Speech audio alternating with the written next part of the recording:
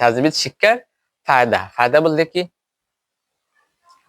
ফায়দার মানে হচ্ছে যে লাভ। কেউ যদি ব্যবসা করে, বিজনেস করে, তাই একটা এখানে প্রফিট রয়েছে।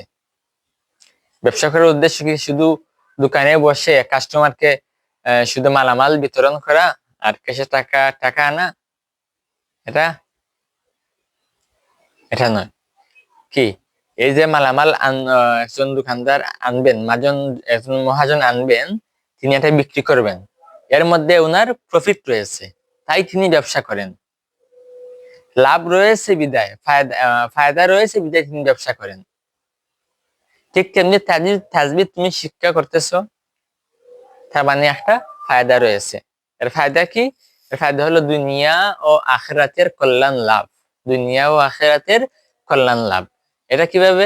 যে তাজবিদ শিক্ষা করলাম, আর দুনিয়া ও আখিরাতের কল্যাণ লাভ করলাম, আর বিনা হিসাবে জান্নাতে চলে গেলাম।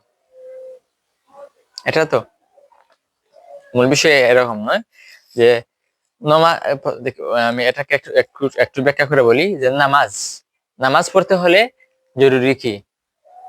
পবিত্রতা। প্রথমত পবিত্রতা, তারপরে আসে আরো অনেকগুলা বিষয় আছে, কিন্তু তারপরে আসে যে কোরআন শরীফ শুদ্ধ করে তেলাওয়াত করা। যদি কোরআন শরীফ অশুদ্ধভাবে তেলাওয়াত করা হয়, তাহলে এরা কি হবে?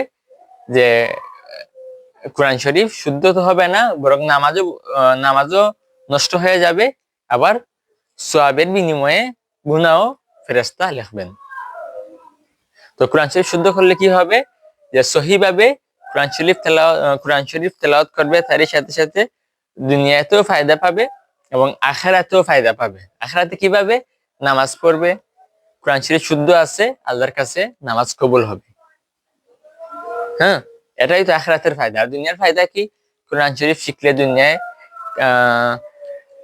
দুনিয়ার মধ্যে কোরআন শরীফ তেলাওয়াত করতে পারবে, বা যারা শিক্ষক আছেন শিক্ষক হবে, আর যারা শিক্ষক আছেন তাদেরও ফায়দা হবে, আর্থিকভাবে হোক বা যেভাবেই হোক, একটা না একটা ফায়দা হবে।